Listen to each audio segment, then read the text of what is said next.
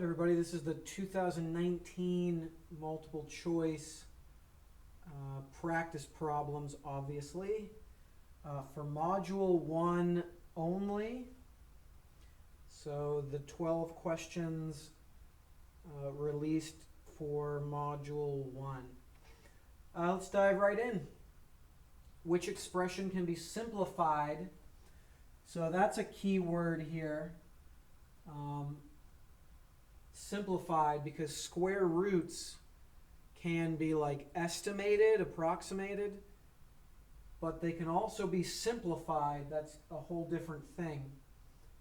So anyway, which expression can be simplified to the form 3 times the square root of y plus 3, where y is a positive integer? So basically we're going to have to kind of go through the list here, A, B, C, and D. So starting with A, can the square root of 18 be simplified into this form? Well, let's see what happens when we simplify root 18. So I'm going to break up root 18 into root 9 times root 2.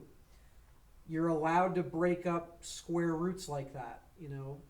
The square root of 9 times the square root of 2 is the same as the square root of 18. Now, I chose 9 and 2 because 9, you can actually take the square root of 9. So, in other words, I wouldn't, there's a reason I chose root 9 times root 2 instead of root 6 times root 3. Root 6 times root 3, there's nothing I can do with that because root 6 cannot be done cleanly and root 3 cannot be done cleanly. So this ends up becoming 3 root 2. So is this the form of 3 times the square root of y plus 3? But remember, y has to be a positive integer.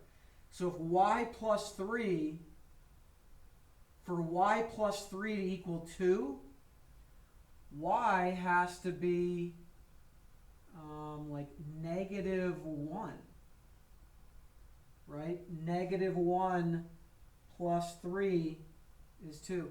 So if y was allowed to equal -1, then I'd be done, but y has to be a positive integer, so I am not done. So moving on to this one. Once again, what can I break off of root 63? I believe 9 is the largest perfect square, so this becomes 3 times the square root of 7, because again, root 9 is really just 3. So once again, the 3 matches the 3, and then you know what? It looks like we've got it, because now 7 can be the y plus 3, and this would mean y would equal 4. So that seems to satisfy the directions. See, I know I already said this, but compare that up here with y would have to equal -1, which, is no good. And just to kind of, as a general rule, it's probably good, even though you think you found the answer with B. Let's see what happens with C. Okay, how would you simplify root 75? Wouldn't you break, what's the biggest perfect square you can break off of 75?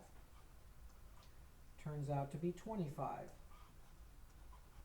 So that can be rewritten as root 25 times root 3, and root 25 is really just 5.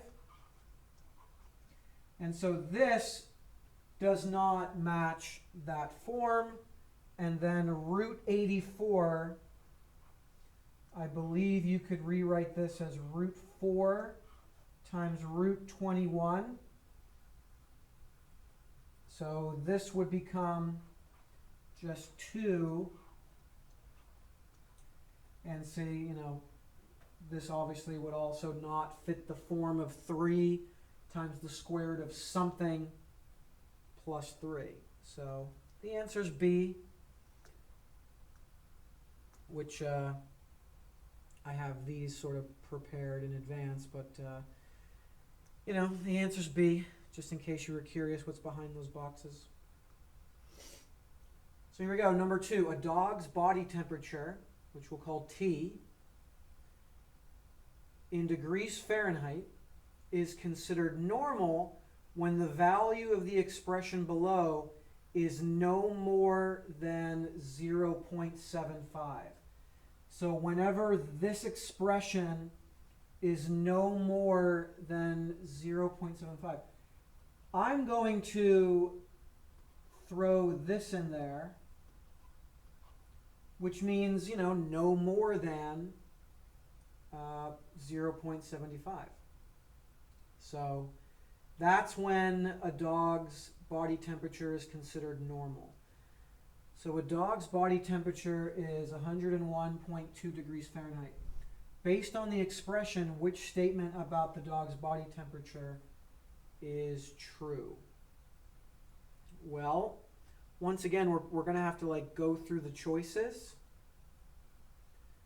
But before we do, I mean, let me try to say what this means almost in like layman's terms. At least I'll try.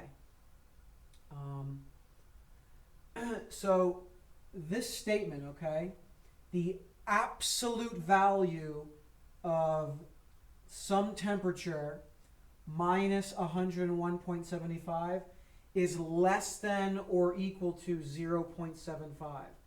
What that means is the difference between some temperature and 101.75 has to be less than that. So, you know, you can be 0.75 above that, or you could be 0.75 below that. That's kind of what it means, okay? Like the distance.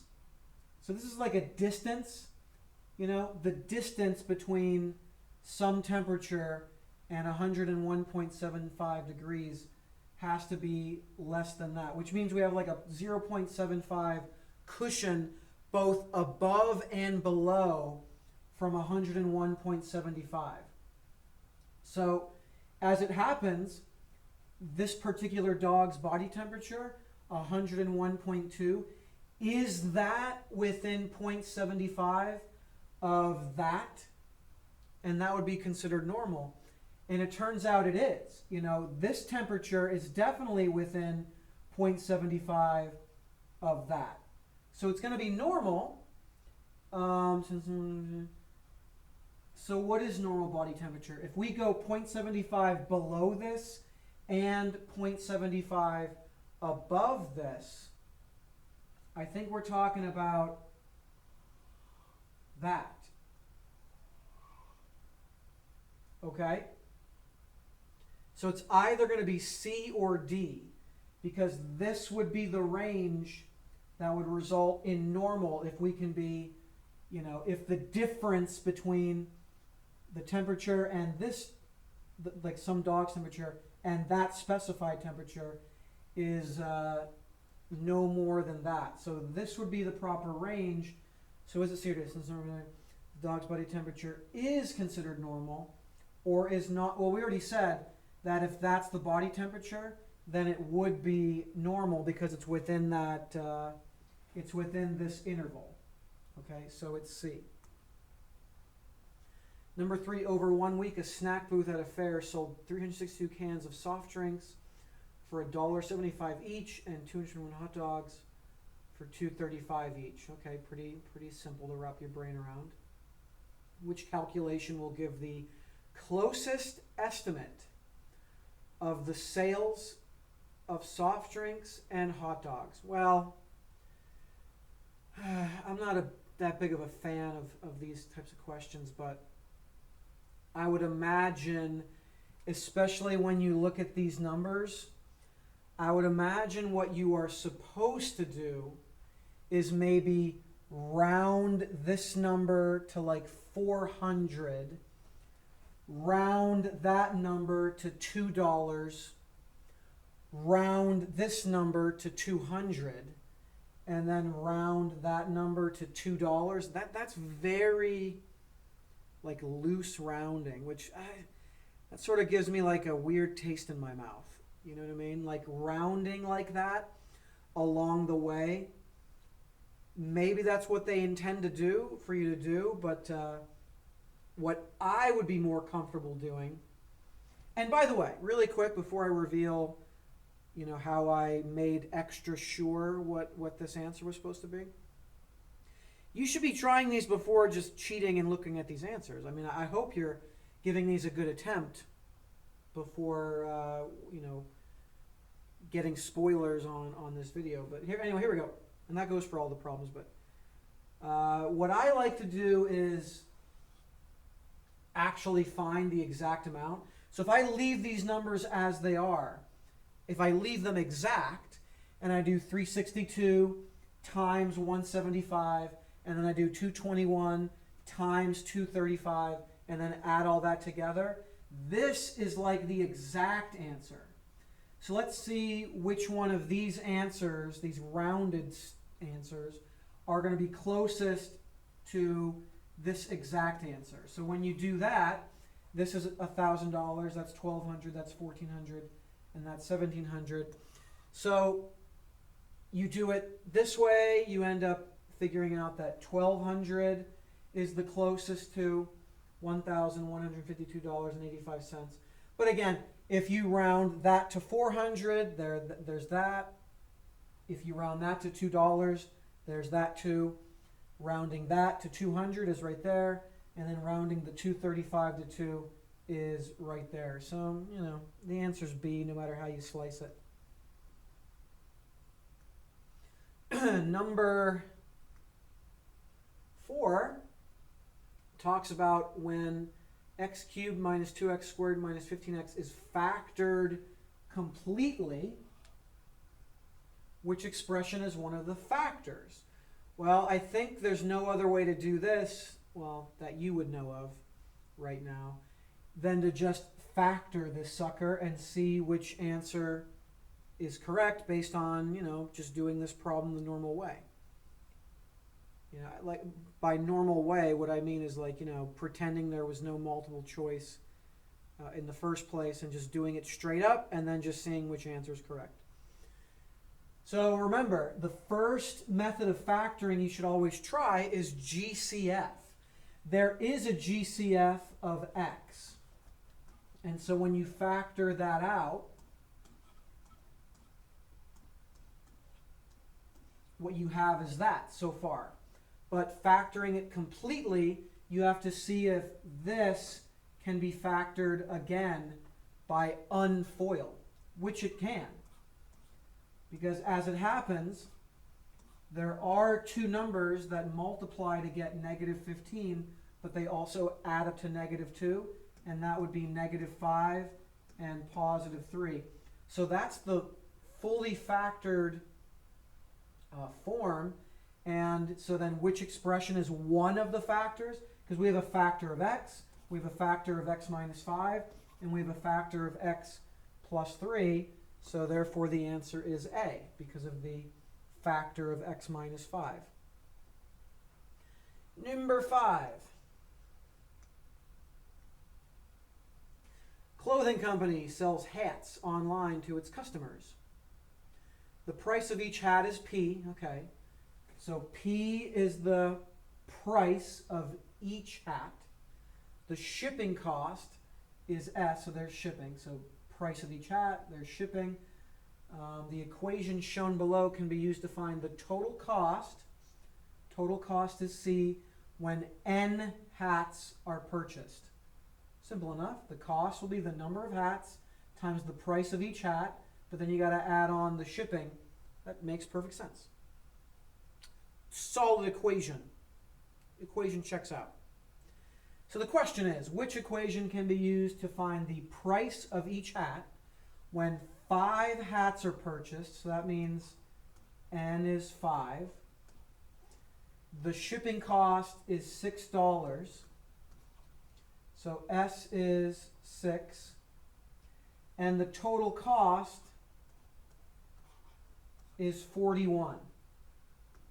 So C would be 41. Well, the equation that has all of these numbers in the right spots is C. And remember, we don't know P. Like, we're going to be solving for the price of each hat. So it makes perfect sense that that remained just P, but all the other numbers got plugged in where they were supposed to go. Number 6. An equation and some of the steps used to solve the equation are shown below. One step is missing. That would be that step.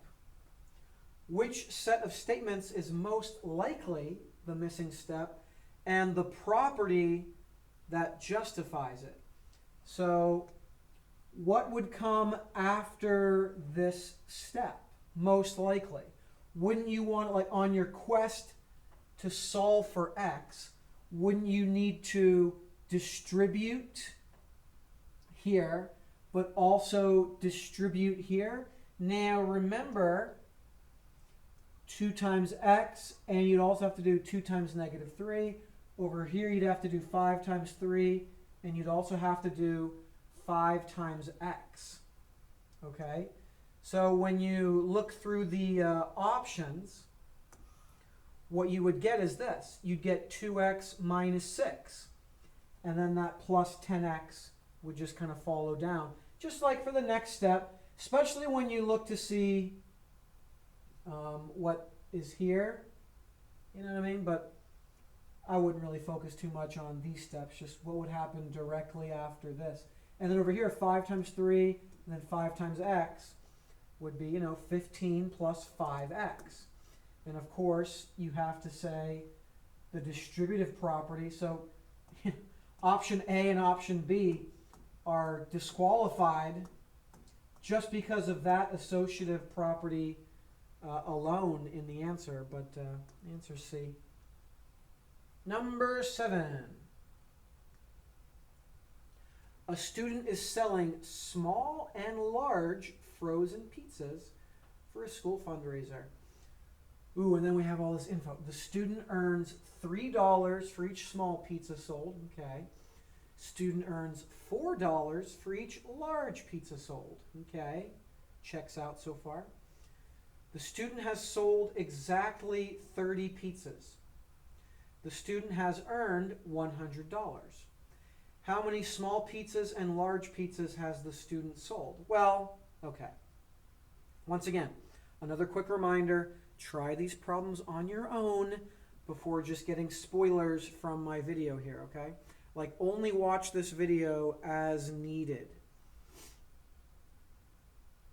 But here we go. First of all, let me point this out. The fact that this is multiple choice is a huge advantage.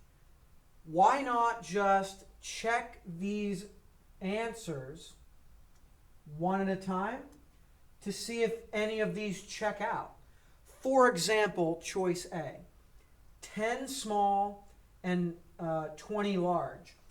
That checks out with the 30 pizzas. Okay, in fact, all of these, choice A, choice B, choice C, and choice D, they all check out with the fact that 30 pizzas total were sold. 10 plus 20, 18 plus 12, 20 plus 10, 14 plus 16. So all of these check out with the 30 pizzas. But I bet dollars to donuts or pizzas that only one of these choices checks out with the $100. So, for example, option A, 10 small pizzas, that's 10 times $3 each. So that's $30 for the 10 small, 20 large. So 20 large at $4 a pop. So 20 times 4, I believe that's $80. So guess what? $30 plus $80, that does not check out with the $100. So all you would have to do is kind of run through, check B, check C, and check D. And that would get the job done because this is multiple choice, and you can just check out what, which answer makes sense. But you could also do it this way, okay? How many small? So how many small we're going to call S, and how many large we're going to call L. And I can actually write a system of two equations, all right? Where first of all, S plus L would equal what? What if I just add up S, the number of small, with L, the number of large? Isn't that supposed to equal 30? And then I can do 3 times S plus 4 times L, $3 a pop times the number of them, plus $4 a pop times how many? Isn't that supposed to equal $100 total? It is. And now I can take this system of equations and solve it. And I can solve it by doing the elimination method. And I'm going to multiply my first equation by -3, because remember, the elimination method, you want to make opposites. So this becomes -3s minus 3l equals, okay, what's -3 times 30? That should be -90. This equation stays the same because I want this to be 3s. If that's a -3s, because I want to have opposites. So now that I have opposites, now that these are going to cancel out, now I can add my equations together. -3l plus 4l, that's 1l. -90 plus 100, that's +10. So guess what? It turns out that L, which is the number of large pizzas, that's going to be 10. And because my choices are the way they are, I already know that the answer is D. Like, I don't even need to solve for S, even though I could solve for S really easily. But just finding out L was 10, I already knew the answer was D. Which, again, you could have just checked this out, whether or not this is the one that ends up with $100. You could have done that also. But number 8, another system of equations. Love it. The system of equations below describes the relationship between the time t in seconds two objects have been traveling and each object's velocity in feet per second. So two different objects. V would be the velocity and t would be the number of seconds the object has been traveling. Based on the system of equations, which statement about the velocity of the objects is true? The objects never travel at the same velocity. The objects always travel at the same velocity. Interesting. The objects travel at the same velocity only after they have been traveling for a quarter second. The objects travel at the same velocity only after they have been traveling for half a second. Well, guess what? I am going to just go ahead and solve this system and see if that shines any spotlight on which answer is correct. Now, I'm going to actually use the substitution method. This is almost like best case scenario for the substitution method because both equations are solved for V. So I can actually just set these two equations equal to each other. So -32t equals -32t plus 16. Again, that was technically the substitution method, but since both equations are have V by itself, it's almost like we're setting the equations equal to each other. Okay? Now let's solve this equation for t. So let's add 32t to the other side, but look what happens. This canceled out over here, but so did that. What does this mean, people? What does it mean when the variable totally cancels out and what you're left with is 0 equals 16, which is a false statement? What does that mean? Well, it means that there is no solution at all. It means there's no solution at all. So in my mind, that means that there is no answer for velocity. That velocity, like the velocities will never match. So I'm thinking the answer is A. The objects never travel at the same velocity. Because this one doesn't really check out. If you plugged in 1/4 for t, you wouldn't get the same velocity. If you plugged in 1/2 for t, you wouldn't get the same velocity.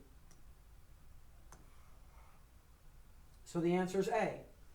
No solution, the velocities will never be the same, not for any value of t. Nice problem. All right, number 9. The solution set of an inequality is shown below. Which inequality has this solution set? So which one of these inequalities would result in that graph? Well, I guess we would just have to solve each of these. So to solve this one, I would just divide the middle, left, and right by 3. If I divided everywhere by 3, I would get 1/3 is less than x, which is less than 2/3. To solve this one, I have to subtract 2, because I want to get x by itself in the middle. Okay, spoiler alert, this up here says what? That 3 is less than x, which is less than 6. That's what this graph says. The open circles mean it's just a less than and not less than or equal to. So just strictly less than because of the open circles. And since we're shading in between 3 and 6, that's why we have this 3 is less than x, which is less than 6. This inequality means everything in between 3 and 6. So is that what this one results in? If I want to get x by itself in the middle, I have to subtract 2 from left side, middle, and right side. But wouldn't I get -1 is less than x, which is less than 2 if I subtracted 2 from 1, from the middle, and from 4? Yeah. How about this one? If I divided, see, I'd have to divide by 2 to get x by itself. So 9 divided by 2, that's 4.5, or 9/2. So that doesn't check out. Well, I hope it's the last one. If I subtract 3 from everywhere to get x by itself, 6 minus 3 is 3. 9 minus 3 is 6. So ding, ding, ding, ding, ding, ding, ding. Number 10. Number 10. Sandy has at least 2 times as many pencils as David has. David has 3 pencils more than Pietro has. Pietro has 4 pencils. Which number line shows the solution set for the possible number of pencils? Okay. So we want to know about Sandy. Oh boy. Okay. So Sandy has at least 2 times as many pencils as David. David has 3 pencils more than Petro. Petro has 4 pencils. Okay. So, jeez. We could write all this out using like variables and stuff, okay? Like Petro has exactly 4, right? And then you could say David has 3 pencils more than Petro has, which is like, you know, I mean, I don't want to get too crazy, but I could write this as like P plus 3. So David has 3 pencils more than Petro, okay? But we know Petro's 4, so this is basically, 7, because P is actually 4. So David has 7 pencils. Sandy has at least 2 times as many pencils as David has. So David has 7. So Sandy has at least 14 pencils. So how do I write this as this is obviously an inequality. Look at the graphs. So how do I write that Sandy has at least, 14 pencils? Well, that would be a greater than or equal to. Which again, like you could say, you could originally write this as 2 times D. But since we know that David has 7, what this ends up being is Sandy has greater than or equal to 14. So which one of these graphs says basically greater than or equal to 14? Well, I mean, it's A. There's nothing really to say, like greater than or equal to. So there's 14. We use the closed circle because of the or equal to. So, yeah. Number 11. The graph of the solution set for a system of inequalities is shown below. Which system of inequalities is represented by the graph? Okay.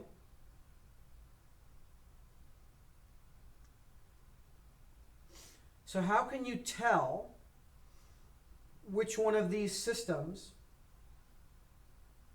are graphed like that? Wouldn't you want these inequalities solved for y? Because then they would basically be in mx plus b form if you had these. So we got to solve these for y. So let's see what happens when we solve this and then this for y. Well, this one is very simple to solve for y. All I got to do is add 2x to both sides. So this one's going to be y is less than or equal to positive 2x plus 4. Okay? So is this represented here? Because now I know that that would be my b. Okay, right there. Okay, I like it. And is this my slope of like 2? So b equals 4, and then m equals 2, which is really 2 over 1. That would be up 2 over 1. I like it. But how about less than or equal to? Oh, wouldn't that mean the shading would have to be below this line? Is the shading below this line? No, it is not. So guess what? Just because that one, okay, it's not option A, and you know what?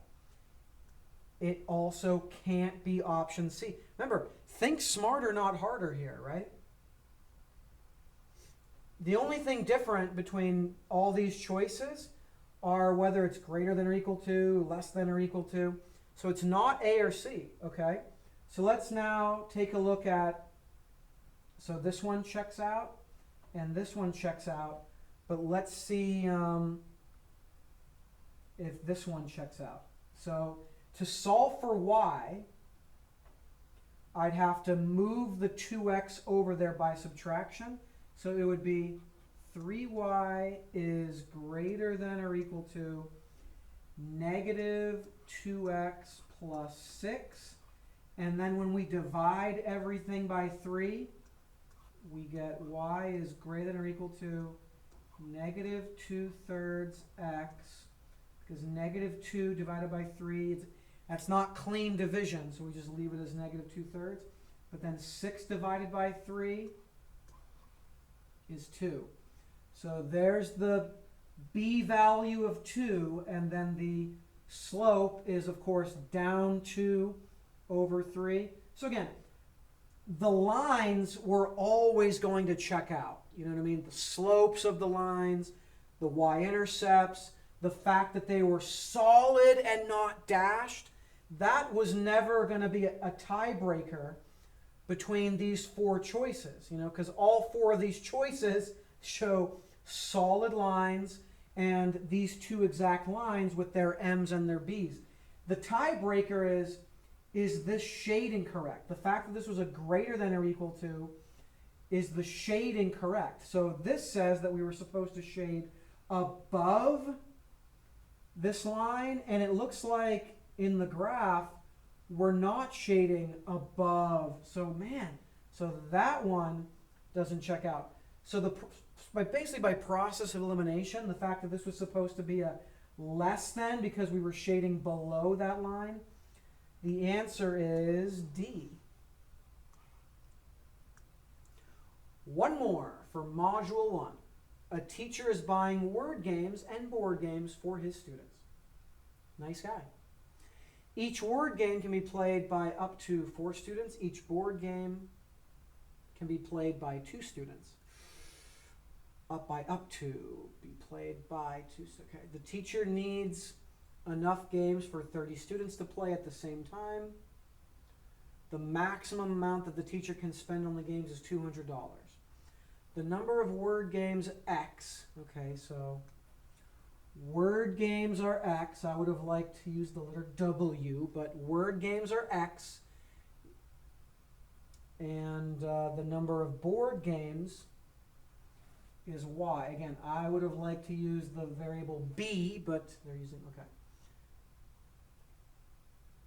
So they're explaining all of this, but then they're going ahead and they are giving you like the system of inequalities that basically says everything that's here. That's nice. That's a good thing when they do that. They're kind of giving you these for free. How, you know, 4 students, right? 4 times X plus 2 times Y, because 2 students can play each board game. So when you add these together, this is like, we got to have enough for like 30 students. And then this is like about the money, okay? So remember X, see this is like $200, okay? So look, before I even look at these choices, it looks like each word game is going to cost $14.50, and each board game is going to cost $18. You know, because that's what we're multiplying by X and Y to be all less than or equal to $200. So let's see here. The teacher plans to buy 5 word games and 8 board games. Which statement about the number of games the teacher plans to buy is true? There will be enough game. Well, let's first of all, there will be enough game in time. There will be enough but the total cost will be. Well, it looks like we have to actually see how this will all play out. So 5 word games. Let me get a different color. So 4 times 5 plus 2 times, so there's going to be 8 board games.